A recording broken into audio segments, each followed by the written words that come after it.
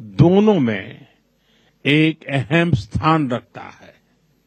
भारत को मालदीव का सबसे भरोसेमंद मित्र होने पर भी गर्व है। आपदा हो या महामारी, भारत हमेशा फर्स्ट रिस्पॉन्डर बनकर साथ खड़ा रहा है। एसेंशियल कमोडिटीज उपलब्ध कराने की बात हो या कोविड के बाद अर्थव्यवस्था को संभालना, भारत ने हमेशा साथ मिलकर काम किया है।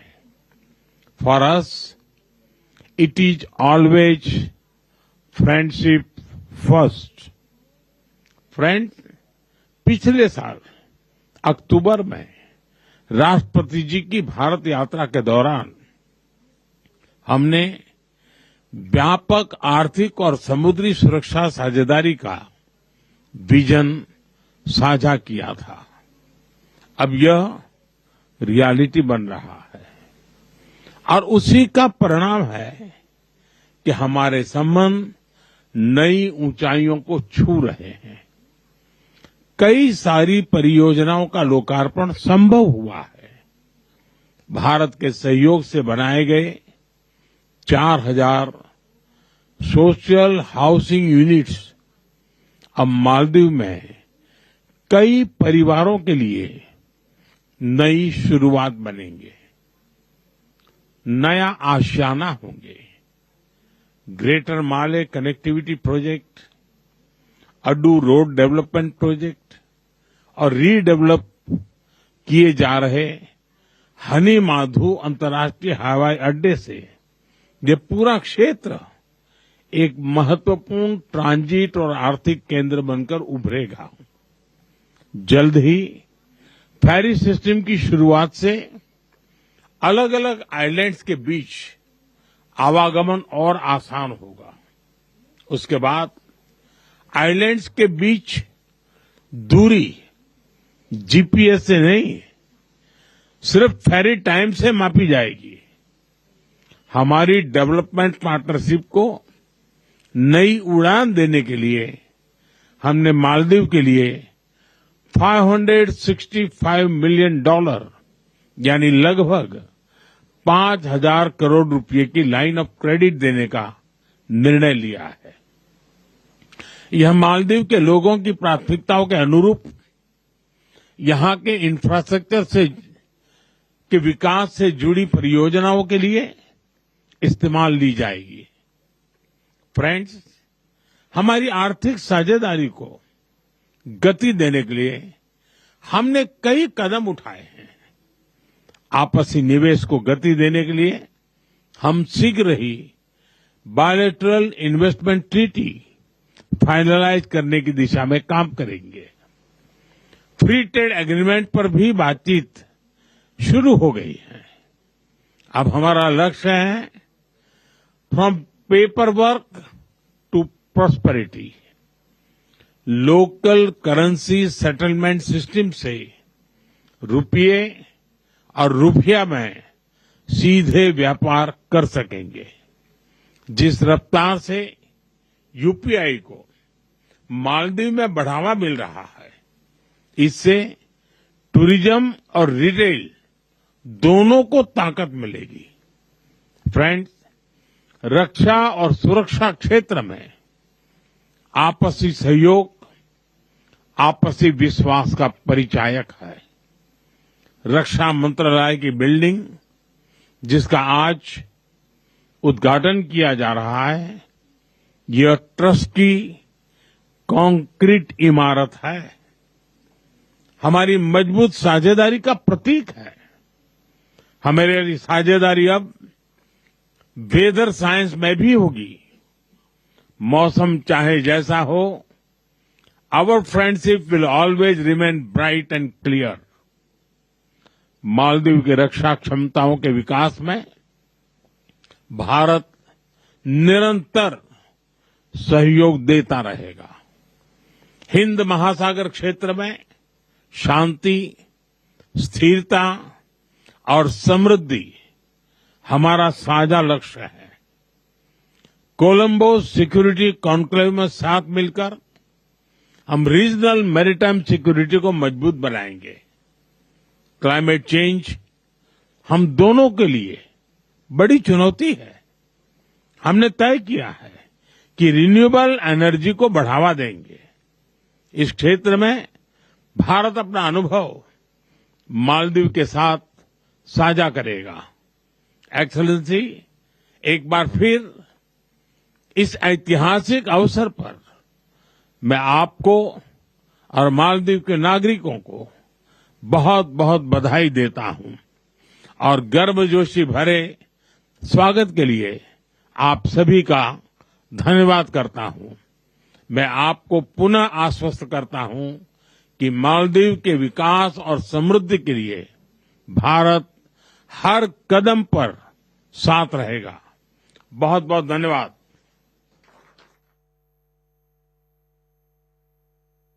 Thank you, Excellency. Thank you, distinguished delegates, ladies and gentlemen of the press. This concludes the press engagements for today. Well, that was the joint statement by the Indian Prime Minister and the Maldivian President. What India has said very categorically is that for us, it is friendship first. And India will do whatever it needs to do, it can do to ensure that it helps in Maldives' development and prosperity. India has extended a line of credit of 5,000 crore rupees. But of course, there are several other projects that are also ongoing with India's help in Maldives. This is, of course, bringing a full circle to the chapter of bad blood and bad relationship back to being friends. And Indian Prime Minister referred to how India is Maldives' closest neighbor. And the Maldivian Premier also talked about how they value India as the biggest partner for Maldives in health. My colleague Aman Sharma is in Malé. Aman, what stood out for you as far as the Prime Minister's message is concerned? Well, Shivani, I think the Prime Minister is saying that, we are ready to help Maldives in every respect possible. His line that our friendship will remain bright and clear. It's a very, very clear signal by Prime Minister Narendra Modi that, there may have been ups and downs in the last couple of years, but now the India-Maldives relationship is back to where it should be, towards an ascendancy, towards a position of strength. I think the rupees 5,000 crore credit line for Maldives, a major, major announcement, because Maldives is really suffering on the financial front. Their debt is far greater than their GDP. And this is something that Maldives has been very concerned about. Also, the airport that they are building in the northern Maldives, India is supporting that. The Hamadulu airport, once this airport is complete, Shivani, from southern cities of India like Chennai, Maldives will just be a 1-hour flight. So, they are expecting, India is expecting, Maldives is expecting that will increase tourism in Maldives, the connectivity between islands. The Prime Minister has spoken about the Great Malay connectivity project, which India is funding here.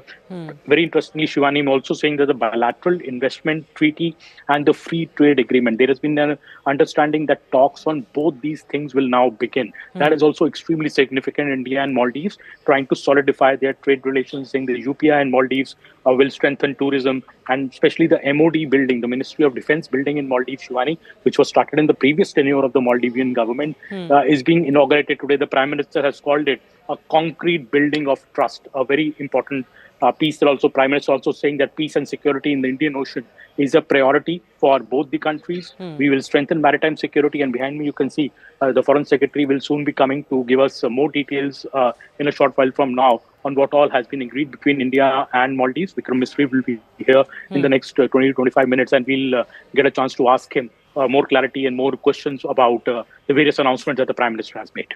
All right. Aman, we'll keep coming back to you for more, an important visit, even if a short one, both to London and then to Malé. But that, of course, is being concluded with, of course, the hand of friendship that India says has always been extended to Maldives. Moving on. The fight over SIR in Bihar has become a full-blown war against the Election Commission of India. Leading the charge is Congress MP and LOP Rahul Gandhi, who after Maharashtra has now claimed that he has evidence of vote rigging during the Lok Sabha elections in Karnataka too. Rahul had threatened, remember, the EC that they will not get away with anything and that the Congress is coming for it. Both the kind of attack and its tone is unprecedented. Despite several clarifications by the EC on Maharashtra and now even on Karnataka, the Congress has continued its charge but has failed to show any proof. This is being seen as a build-up to Bihar polls, but in all likelihood, it won't end there. All subsequent elections, it seems, will get embroiled in voter list rows. After the huge nationwide campaign on EVMs, even going on to reject certain election results, voter rolls are now the new front. Both issues are technical and therefore complex and thus make for very good political grounds of protest. It's more about campaign and opinion making rather than actual facts which can be difficult to explain or present to the public. But the EVM matter was finally ended in court. Will the voter roll matter eventually be decided by the courts as well? Here's the catch. Apart from the clutch of pleas against SIR in Bihar, EC says there are no appeals, none filed by Congress candidates on other election results that they are now complaining about despite questioning the process and rules. So is this just shoot and scoot? Bringing disrepute to the election body and then villainizing it? Is it being done to prepare grounds for losing upcoming elections? We'll take that and more to our guests joining us in just a bit. First up, here's a state-wise breakdown of the Congress charges. Even other parties have made certain allegations and how the Election Commission has countered it. So, for example, in Maharashtra, the Congress has leveled serious allegations of electoral rigging, claiming that voter additions were done and engineered to benefit the BJP. Election Commission has dismissed these charges time and time again, asserting that polls were conducted transparently and no formal complaints or petitions were filed during or after the election process.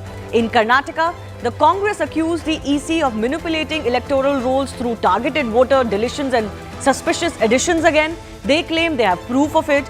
EC has denied these charges, maintaining that the rolls were transparent, wondering why the claims are only being made now.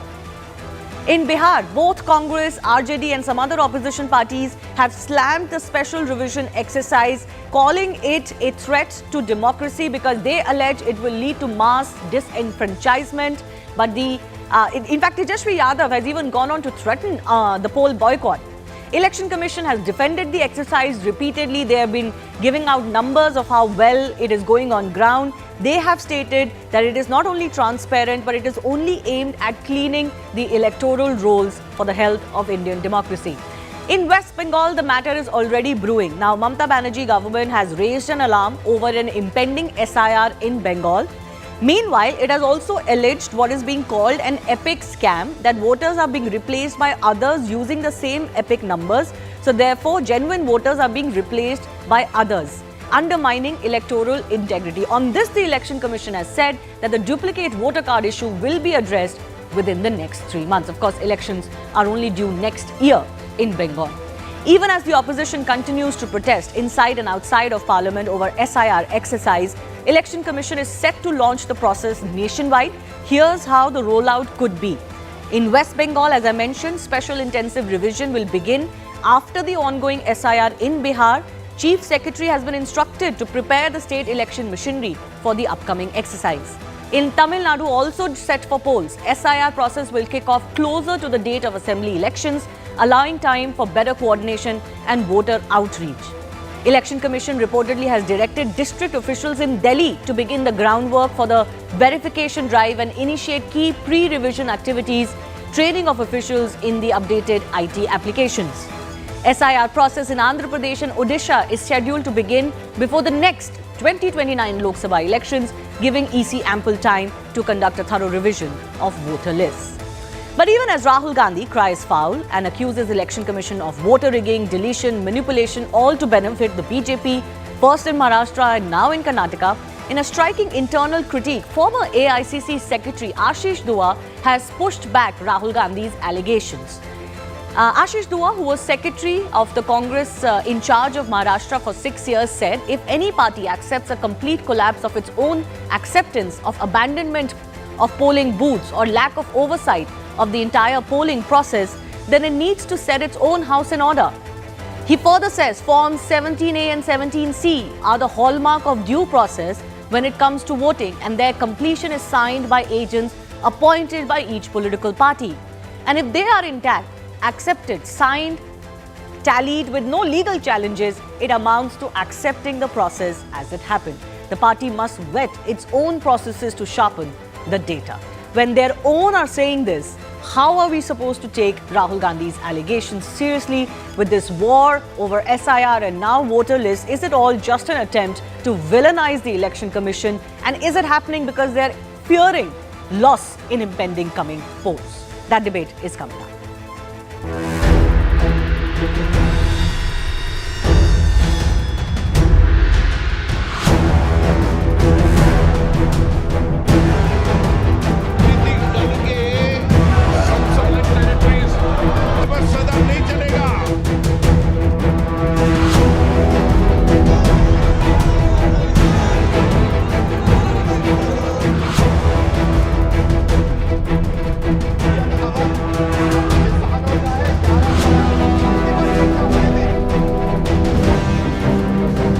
If you think you're going to get away with this, you're mistaken. You're not going to get away with it because we are going to come for you. I fully endorse the statement of Rahul Gandhi. A lot of votes have been mismatched from one booth to other booth so that they will not vote.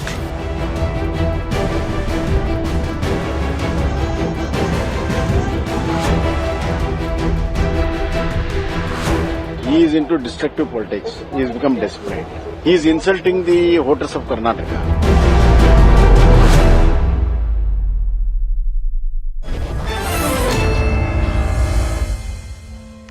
Let's go across to our guest joining us. Gopal Agarwal is national spokesperson of the BJP, Arshpreet Kadyal from the Congress Party, Kailash Adhikari is political analyst, and Rashid Kidwai, senior journalist, also with us. Gopal Krishna Agarwal, I want to understand from you, Rahul Gandhi says there is proof of rigging and all of this rigging is being done at the behest of the BJP or to help the BJP. That this is not just innocent fault of process alone, that the EC is hand in glove with the BJP to ensure that the BJP wins like it did in state elections in Maharashtra.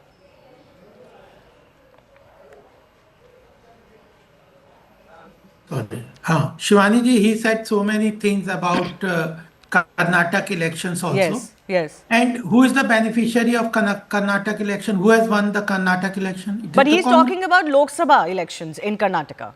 Okay. So the issue, even the election commission has clarified on all points that Rahul Gandhi or the Congress did not raise anything at that point. He's saying that I have the proof.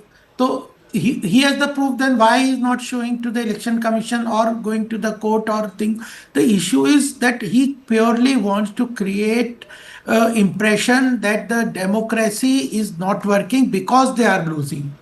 If their loss of electoral process, they want to put the blame on election commission and not take the blame. The Congress leadership at present doesn't want to take the blame for their loss of continuous elections.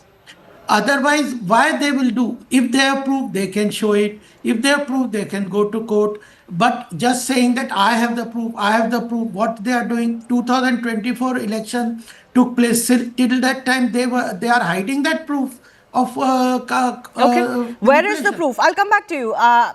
Arshpreet, where is the proof? And I mean, how long before you present that proof? Even in the case of Maharashtra, we haven't actually seen proof. Then the Congress changed the goalpost saying, oh, we haven't been given the voter list. We are asking for digital voter list, but they're not giving it to us. And now on Karnataka, a year after the Lok Sabha elections, you are raising doubts over the voter rolls. Your own party men are saying that, you ratified all of the process.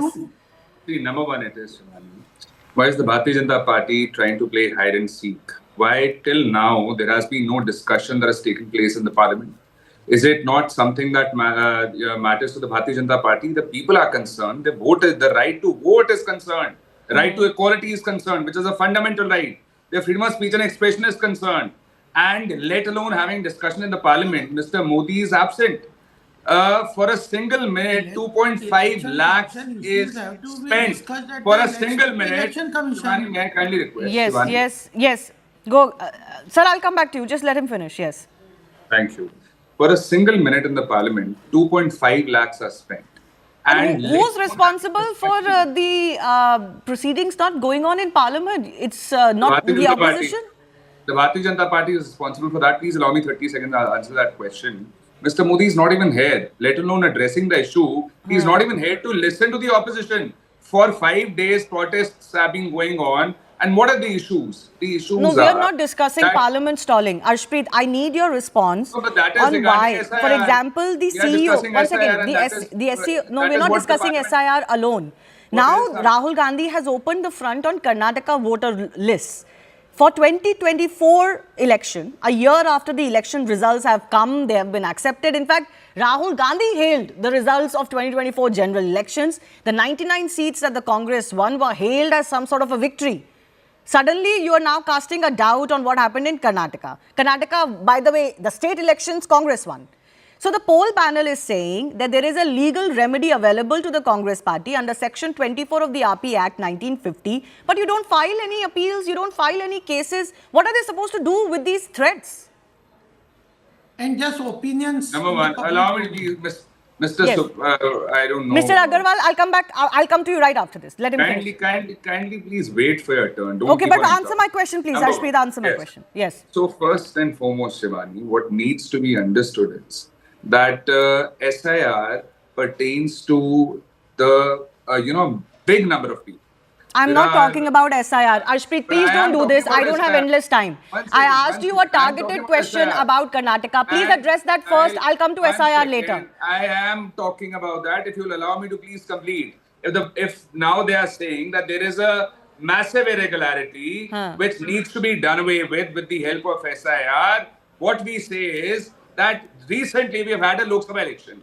So are you casting a doubt and aspersions over the Lok Sabha elections result? Should they be reviewed? Is that what the election commission No, of that's India not wants? what the Congress Is that what party the is saying. Bharatiya Janata I'm not Party sure what wants? you're No, talking one about. second, one Congress second. leader Rahul Gandhi is very clearly saying that they have proof of large-scale rigging as far as the electoral rolls in Karnataka for 2024 general elections is concerned.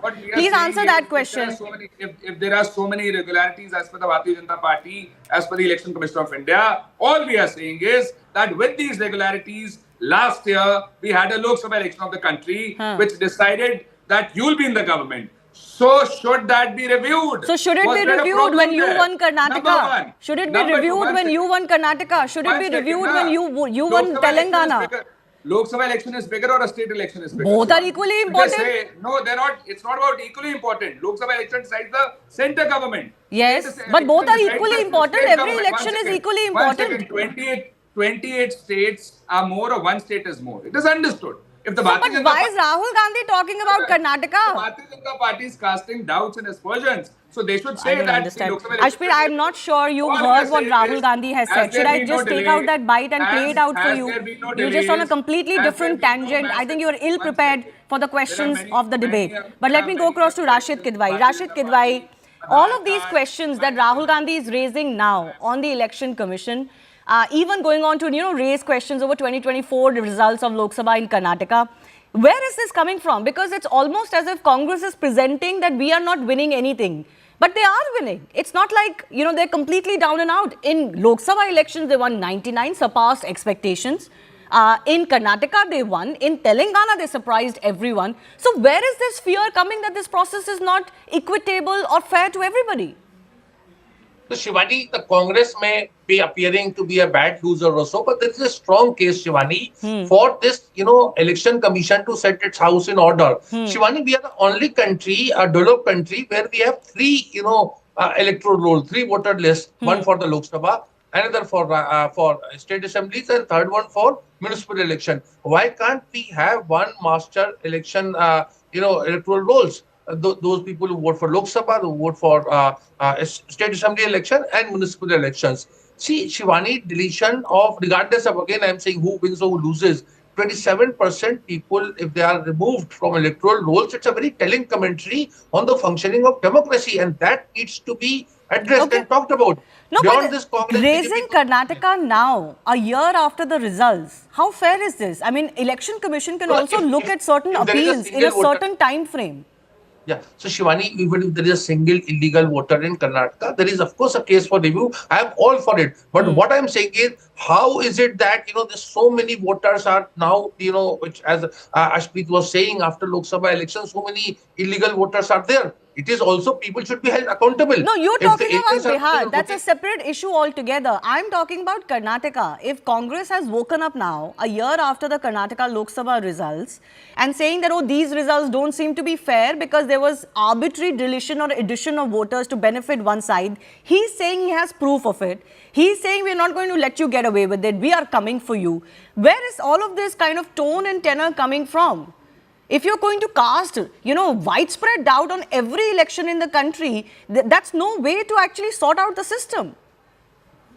Absolutely, I think there should be full faith in the functioning of democracy. But for that, election commission, why is it that opposition is always complaining? It's not about that opposition is not winning. They won Jharkhand along with, when they lost in Maharashtra. Yeah. So, Shivani, I think election commission also needs an explanation why SIR exercise is being conducted now. Why not before Lok Sabha election? So, 2024 Lok Sabha elections, there was garbad in Karnataka, but the state election, there was no garbad in Karnataka. That result is ratified by Congress party. No. It's not. Again, I said, Shivani, it's not about Congress or BJP. It seems like it is because this all started, Rashid sir, it all started from Maharashtra. Shivani, you've been a sports reporter. Shivani, what happens if there is a ground conditions are fit for, playable, if there's umpire is there, there's all kind of preparations. We are talking about here. We are not talking about who has won the toss and who has won the match or who has lost it. That's a different debate. Here the question is the election commission as a country, as a nation, I'm saying as a citizen, we seem ill-prepared because we have 3 electoral rolls and there's a mismatch. Okay, but the same election commission, Rashid ji, my point is only this, the same election commission, Kailash Adhikari, conducted elections in Telangana. Congress surprised everyone. So, the surprise in Maharashtra is a problem, but the surprise in Telangana is not a problem. Shivani, I'd like to start by saying this is a classic case. When students, they don't do well in exams, they say कि examiner is at fault. उसने मेरा answer बराबर पढ़ा नहीं, मेरी handwriting समझ आई नहीं. This is just, passing the buck from one person to another. The basic problem is that your acceptance within the public, how are you perceived in a democracy? How is the voter perceiving you? You can't push the blame to a constitutional body who is just measuring what the public thinks. Okay. Rather than introspect and think where have you gone wrong. In states where you won, you don't come out and say that the EC has been fair and honest, but where you don't win, which is 90% of the times, then it has become fashionable for the Congress party and the other opposition or the INDIA bloc to blame the EC. Can I tell you, Kailash, let me also remind... anxiety and jittery stomach at the moment. No, but Kailash, let me also remind everyone about the Himachal result. Himachal result, the vote share was a difference of what, 0.5%? So that close election, Congress has no problem with. It won by what, 0.5% of the vote share. Where you score well, you did well. You don't complain. You didn't score well, the examiner is wrong. And summary revision of the kinds that are being talked about in Delhi or Karnataka have been held in every state. Those summary revisions happen. I'll come to SIR in just a bit. But on summary revisions, as was done in Karnataka, how can you have a problem? In Telangana, you don't have a problem. Massive deletions were done in Telangana. No, this is getting very selective, and even the voter of this country who is very much awakened, I would say, at the current moment in 2025, he or she knows, what is the kind of cheap theatrics that the opposition is indulging into. This is out in the open. It almost gives you a sense that the opposition believes it's not winning anything, but actually they are winning. So it almost makes them look like worse losers than they are, actually. In public perception, they're accepting their defeat before they are actually defeated. Well, I won't go to that length, but I do want to ask you, Kailash, before I bring in Mr. Gopal Krishna Agarwal once again, on the SIR issue, do you think the opposition parties have a point that it was suddenly done and it was not done with appropriate amount of time? Many people could be left behind. Now, if the opposition has any such issues, they can directly approach the EC. It's a constitutional body. No one has stopped them. It is a democracy. It is their right. And time and again, the EC officials or the people who are at the helm of the affairs of the EC, they are saying that no such appeal or no such representation has been made. If you are the opposition and if you feel something is not right, in a democracy, no one or the government is not stopping you from pointing out your representation, rather than, just crying out loud into the media about some things not being fair when you know that things are being fair. Then provide a representation. In fact, EC has asked, in the case of Karnataka, how many polling agents did the Congress have? But yes, Gopal Krishna Agarwal, you wanted to come in here. It seems like the opposition is not going to let this go. After EVMs, it seems this is the biggest issue that they've picked up pertaining to the quality and the health of the election system itself. We know how the EVM debate went. This matter, at least SIR is also in court. One wonders what's going to happen. But should it be fought like this for public opinion, or should it be fought with facts in court? The thing is that even we saw the panelists from the Congress, how they were confusing. There is no clarity. The thing is, they just want the debate in the public domain and not come to the facts. There are several questions which EC has asked.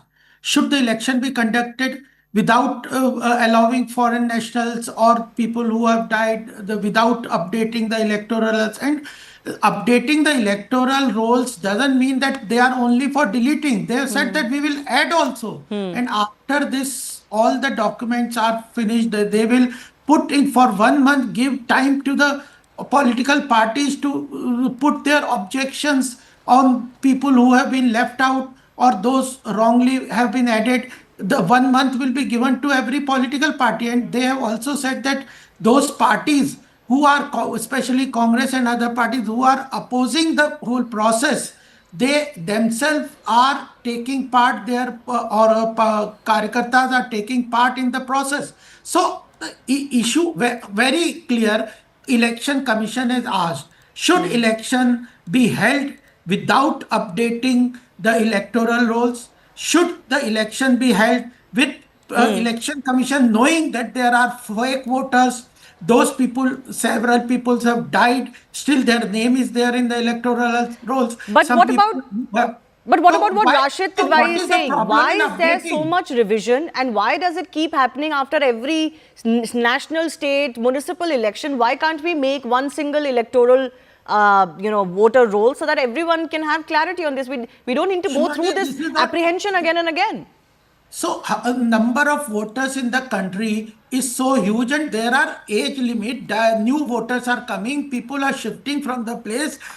If you are in a state assembly election, you have to vote in your constituency. There is a different issue. I cannot vote in a panchayat election in Noida, Gautam Budh Nagar, but I can vote in Gautam Budh Nagar in a MP election. I can vote in Noida in my MLA election. There are different electorate in every election. So, and then there are people who are dying, there are people who are new additions to be made, then there are people who are shifting the and there is a process. Every process, every document is there, but still people get through it and get fake voters. We have seen at several places how fake voters have come into the electoral process. Foreign nationals have been issued. So is this just about villainizing a process that has always been what it has been? SIR is not new. Voter list summary revisions are not new. So Arshpreet, what is it about then? Is it just about the fact that you don't trust the EC right now, so everything has to be questioned?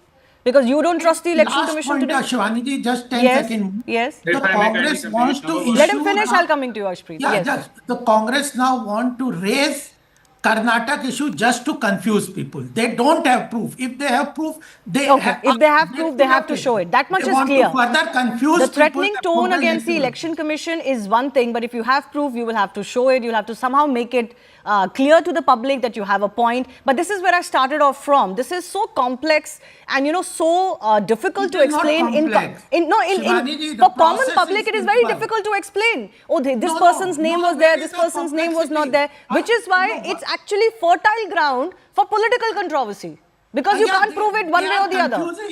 The electoral process and the constitution is very clear. Okay, process is clear, but whether it was done to 100% accuracy, it's always up for doubt. Yes, Arshpreet. Shivani, there are a lot of concerns that are being addressed by the people. Many cases have been filed. We all remember how there was a delay of 11 days in publishing the final figures by the Election Commission of India. We saw how there were no press conferences. We saw how there was inadequate info. We saw how 5% increase, which is a massive increase, suddenly turned up. So there were questions. And after that, now a couple of questions have come up. First, the timing of the SIR. Why only before the Bihar election when the election was just around the corner? Number one. Number two, last it was done in 2003 in the entire country. And if there were any irregularities, if there were any concerns, issues that had to be addressed, why not before 2024 Lok Sabha election? And if there are concerns, and we have, despite that, had an election, then it needs to be redone, it needs to be reviewed. Number three, the short timeline of a month. Everybody called it unrealistic. In a month, you cannot submit the document. Number four, the Supreme Court on Aadhaar card. Supreme Court said the Election Commission of India to include the Aadhaar card, to consider the Aadhaar card. Now the Election Commission of India, 3 days before, submitted the Supreme Court that Aadhaar card is not reliable. Then why did the Bharatiya Janata Party say to the country that I think we've discussed that bit. Why the Aadhaar and why not the Aadhaar? We've discussed and we've gone through this. I've run out of time, but I think this debate is never going to end. But we'll thank our guests. We'll, of course, keep discussing this because the Supreme Court will also hear the SIR matter again on July 28th. Moving on, in a historic first, India's top women's chess player Koneru Humpy will take on compatriot and 19 years her junior Divya Deshmukh in the final of the Fide Women's World Cup as both women fight for ultimate glory on one of the biggest stages in chess.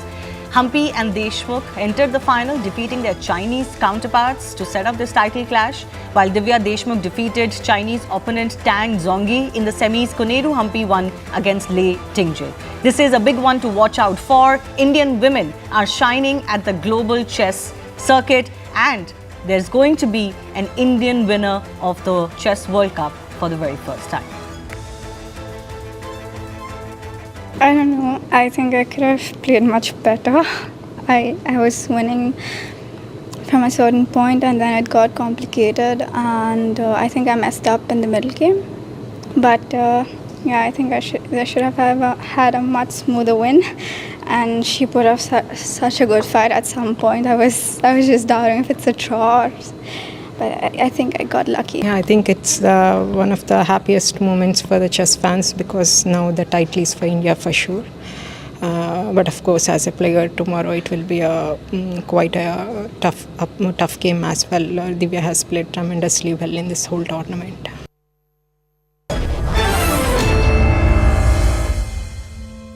Joining me now is Indian Grandmaster and now prolific coach R.B. Ramesh with us to talk about this historic moment for Indian chess and Indian women's chess. First of all, the occasion itself is extremely big, isn't it, Ramesh? You know, not just one, but two women, players from India making it to the chess final, World Cup final, but also securing their positions for the candidates next year. Talk about the occasion that it is for Indian women's chess players breaking through the ranks of the Chinese, especially as far as this tournament is concerned as well. Yeah, so as you rightly mentioned, like the women chess especially is dominated at the top by players from China. And this has been the case for the last few years, especially the last 1 decade or so. The top is crowded with Chinese players. And two Indian players, both Koneru Humpy, who has been at the top from India, keeping our flag flying high. She has been kind of almost a sole single representative from us in the women's section. But happy to see like young Divya Deshmukh also joining. She was the first one to qualify for the finals. So it's amazing to see two Indian players qualifying for the finals. But what is more heartening is like they both bet the top two Chinese players and then qualified. So it's very heartening to see the Indian women rightfully fighting for the title. And also, like I would like to point out, like in the last few years, it has been especially great for India. This year, we have won the World Championship. Kukesh, who is the current world champion in the men's section, open section, and also we have won the Olympiad in both men and women. So this has been a great year for us, and this will be amazing. The World Cup title also coming to India. Yes, absolutely. Let's talk about Divya first. You have coached her in the past when she was much younger. What insights can you give us as far as her play is concerned and how she broke through in this tournament? Because she was what, the 15th seed? Nobody really thought that Divya would make it into the final. Yeah, so I have, as mentioned, I have worked with Divya when she was quite young, even though she's still young. Yes, she's still pretty young. Now. Yes, but I worked with her when she was like between 12 to 15 years of age, something like that. And she was always very interested, passionate about the game, and a very self-confident child. That's what I remember more about her, because I have worked with many young girls who have doubts, some self-doubts, and who don't fully back themselves up, and for no reason, but just that internally they felt that maybe they are not going to make it big or they're not good enough. But with Divya, it's like even from very young age, she was supremely confident and almost sure that she will make it to the top. So, and it's really heartening to see that she is confidently keeping her nerves against very strong players. And despite being not in the top 10 seeds, she has bet many good players along the way to the finals. And I wish her all the best for the finals against Koneru. And it's such a great matchup, not just because it's an All India final, but also on the other side is someone who's twice her age. Twice Divya's age is Koneru Humpy. And what a veteran and what a legend Koneru is. But her semi final was even more exciting because it was almost like she was down and out and then bounced back fantastically. Yeah. So I was watching the Koneru match live and during some of my other classes. And when she lost the first tiebreak, I thought it's almost over for her. And I did not follow the rest of the match. I kind of thought like match is now over because she looked very tired physically and kind of drained. So I thought maybe she will not fight back from that difficult situation. And after a few minutes, when I went back to see the results and I saw that she has won, it was really amazing. And what's more impressive is, like as I mentioned, she's almost twice the age of young Divya. And with a family to manage, with a child of her own, she is still able to compete at the highest level and keep our flag high. Really salute to and huge respects to Koneru Humpy for the way she is showing that women can succeed in a very competitive environment, not just succeed, but excel at the highest levels of competition. It's really a big role model for all of us. Why do you think it's very important what you mentioned, that she has been able to do this and hold on at the very top of women's chess despite being in the game for like 25 years now? Is it because the onslaught by the youngsters is very hard in chess? Are the grandmasters and the champions all becoming younger and younger and younger? Yes, the game itself is getting younger because access to technology, access to international competitions. Like when I remember when I was young, we could hardly play even one good tournament in a year. Even that was considered a privilege. But nowadays, like the young players, they have access to compete in international tournaments, very high quality tournaments. Their high quality training access is available irrespective of the geographical location. And also technology has evolved. You have the laptops. You can carry all the important information with you to help you during the tournaments and so on. And the Indian children especially, because I have a lot of experience working with American and European children as well. But our Indian children are way, way ahead in terms of competition. Like our children have this ability to focus, to collect their thoughts, work really hard. And that's what keeping our flag high. And so it's not easy for a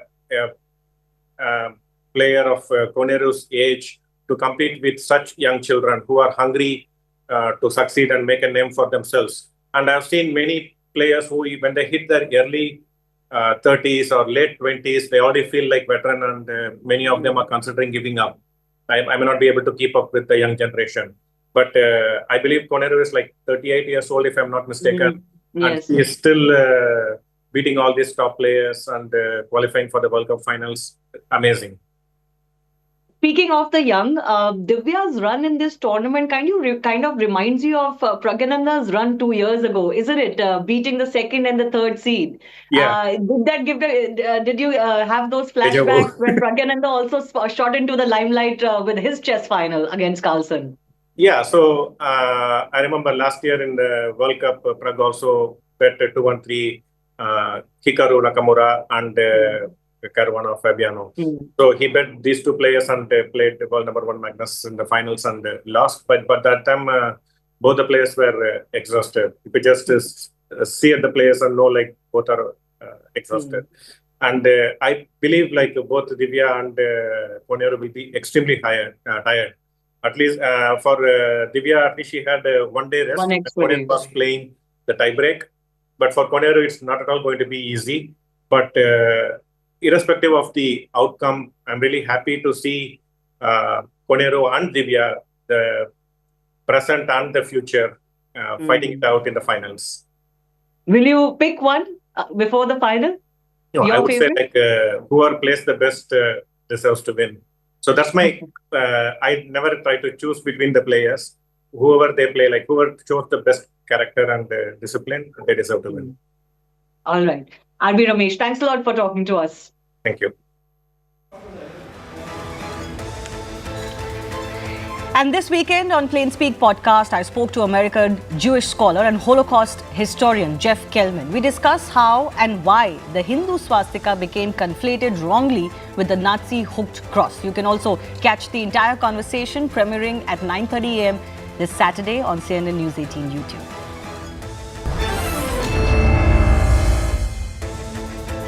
We see that previous to 1933 and the rise of the Third Reich, the rise of Hitler into popularly elected power, there was, even in the West, in the paper of record, the New York Times, there was reporting of talking about these Hakenkreuz slurs to refer to the Nazis and the followers of Hitler as Hakenkreuz slurs, in the same way that one might be a Berliner, a New Yorker or something else from a specific region. So this was a descriptive term for them. And then ultimately, there was a change. There was an article in the early 1930s out of this paper of record, out of the New York Times, that suddenly started using the swastika as the word to refer to this. Now, there's a lot of speculation as to why that might have been. We don't have direct records behind the scenes of what might have been happening. The owners of the New York Times or some of these papers as to why they might have suddenly chosen to change. I don't think it's a particularly radical change from a Western perspective at the time, because they were looking at this shape, which could have, in technical terms, I use the words Gamadian or tetrascalion to refer to it. But the moment a shape takes on meaning, it's no longer a shape, it becomes a symbol. And at that point, it can either be a swastika as the symbol of good, or a Hakenkreuz as the symbol of bad, of evil. And ultimately, it was at this time that they started using this. But before that, the word swastika could have been used to refer to that same shape on a box of cigarettes, or on a box of playing cards, or on a lucky token, as they often would use it. In the way the West might use a four-leaf clover, or a horseshoe, or some other symbol of luck or auspiciousness. The swastika was yet another one of these, and it was used in a positive light. This of course changed around that time, and though we don't have all of the motivations, speculatively, one potential reason could have been, and again I caution that this is speculative, but it could have been that ultimately, by using the word Hakenkreuz, which translates from German to hooked cross, there is this connection to the church, or Christianity, which has a long history in certain contexts of the cross being used as a symbol for military action. Put on the escutcheon, the shields of crusaders. It was not lost on the crusaders and many of these warriors, throughout the centuries, that the shape of a sword and a cross are, identical. This was not lost on these warriors. And Hitler himself understood this to be the same, that he was putting a cross on his army's, military garb. and on planes and on tanks and everything else there. In the same way that there was the Iron Cross, which is a simple black cross without the legs on the end that made it Haken. So the Hakenkreuz is just a hooked cross there, and Hitler did, although he had plenty of his differences with the church and various other aspects there, he understood what he was building as a pseudo sort of religious entity or movement, and wanted to draw on much of that same energy and move forward with that. So you're saying while Hitler's motivation could have been to kind of reuse or remodel the Christian cross symbol, it somehow got confused with the swastika. Was it because of lack of understanding of Indic symbols? Because yes, they do look similar, but their orientation is different. In India, many believe that this was a lack of understanding of the Indian symbol or the Indic symbol, or there could have been even some nefarious designs why it was deliberately confused with the Nazi symbol. What do you think? Right, yeah, and so that's where I was getting into. It's a good point. I was getting into a bit of the distinction or the point that's made on a speculative basis as to what could have happened there. And there is speculation that, look, they didn't want essentially that Christian connection to be made because it's now damning some potential allies or relationships that were attempted to be cultivated as essentially the West or the allies were going into to fight the Axis powers.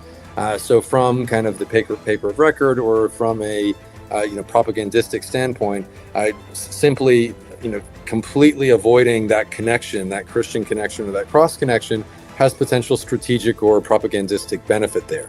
Now, I do mention that much of that is speculative sort of.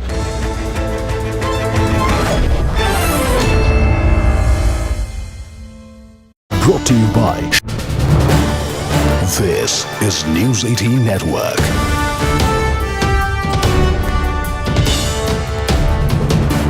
India's largest news network.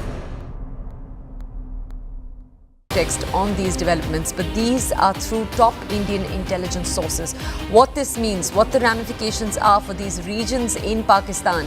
These are regions, remember, that are typically governed by the PTI, the Pakistan Tehreek-e-Insaf. We're going to bring you more context. Take a look at reactions, then we'll go over to reporters for more context.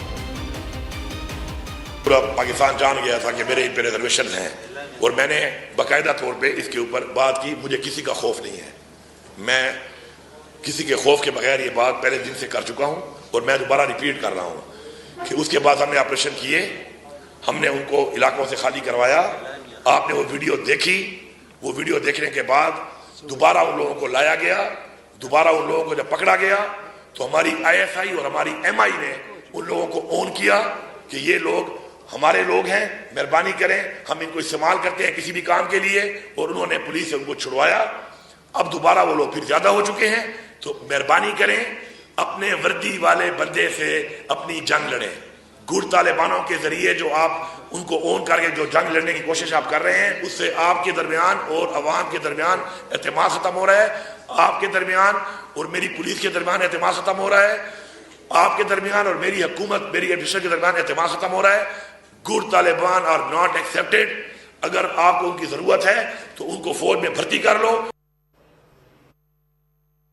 Lawyer ने उनसे पूछा कि आपकी तबीयत ठीक है, तो कहते हैं खान साहब जैसे कि हमेशा से कहते हैं कि मेरी तबीयत बिल्कुल ठीक है, लेकिन जो मेरे साथ टॉर्चर किया जा रहा है इसकी बात आप बाहर जाके जरूर करें कि ये कौन सा कानून है जिसके तहत ये हो रहा है। आगे उन्होंने उस पर वजाहत की, उन्होंने कहा इस वक्त पाकिस्तान में मार्शल लॉ नहीं है, इस वक्त पाकिस्तान में आसिम लॉ है, इस वक्त पाकिस्तान में 26वीं तरमीम लाई गई है जिसके तहत सिर्फ इमरान खान को इस अजियत में डालने के लिए, टॉर्चर करने के लिए उन्होंने जो जजेस लगाए, जिसमें काजी फाइजी सा, अमीनुद्दीन और सरफराज डोगर, ये 3 जज का मकसद ये था कि पार्टी खत्म करें और इमरान खान को खत्म करें। इंतजामिया जो गफूर अंजुम है सुपरिटेंडेंट, उन्होंने कहा फिर से कि जब से ये आदमी आया है गफूर अंजुम सुपरिटेंडेंट, तब से मेरे ऊपर जुल्म बहुत बढ़ गया है, बहुत ज्यादा जुल्म जो कर रहा है इसकी मौजूदगी में इसके हाथों से करवाया जा रहा है, इसकी सरबराही में किया जा रहा है।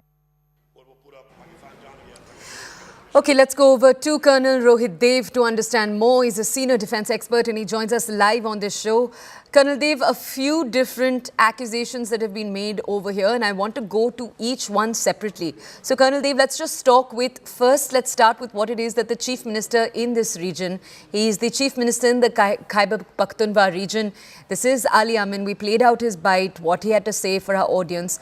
Colonel Dev, just explain what he said to our audience, because in his bite, in his comment, Ali Amin is making a very, very important point. He's essentially saying that central organizations in Pakistan are supporting local militants and therefore coming in the way of local efforts to secure the area. They're calling certain militants, quote, good Taliban. What does that mean? Break it down for us.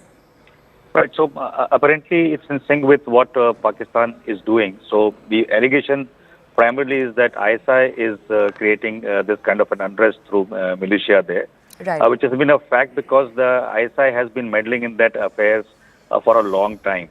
And whatever inhuman treatments have been meted out to these citizens as well has always been orchestrated through the ISI channels and the army of Pakistan. The other allegation which he is alluding to is also the collusion between ISI and some foreign intelligence agencies, which again is in sync with what the minister from Pakistan spoke 2 months back when he was speaking to a foreign media and when he was trying to boast that how Pakistan was the vassal state carrying out the nefarious designs of the Western powers, especially in the region of northwest, northern part of Pakistan, Afghanistan, and such like areas. So I think that is the first part. That it's just a sort of a public speech given, which calls out the ISI, which calls out the collusivity of ISI and the army, and also hints at the collusion of foreign intelligence.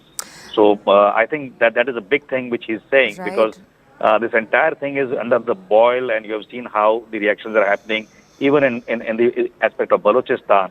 And you can appreciate in 1990s, late 1990s, Pakistan used to use gunships against civilians. And you just saw a video, I think, a couple of days back, when they were brutally shooting at children in some valley. That video had come out. It was also there on the social media as well, duly verified. So I think these kind of claims only give a voice to the international committee to take note of this. Apparently, people don't take note because it's not affecting their own, happiness back in West or Europe. I think it's a very pertinent point for the human rights wings and for the United Nations to take these things at their face value, collate more information, and be able to call out Pakistan. Because at one hand, Pakistan, is misusing the UN platform to voice opinions. They have tried to seek something on Kashmir with US unilaterally. I don't think so. Pakistan is in any way a state which cannot be described but as a terrorist state. And this is coming out straight from the book of, their concept to fuel terrorism as an instrument of diplomacy. And they're using it against the people whom they have illegally annexed their territories. So I think that's the way it's going in Pakistan. Colonel Dev, I do want to understand from you this comment that the Chief Minister has made, where he said that intelligence agencies are shielding extremists under the guise of supporting a good Taliban. Is this surprising to you? Have you heard?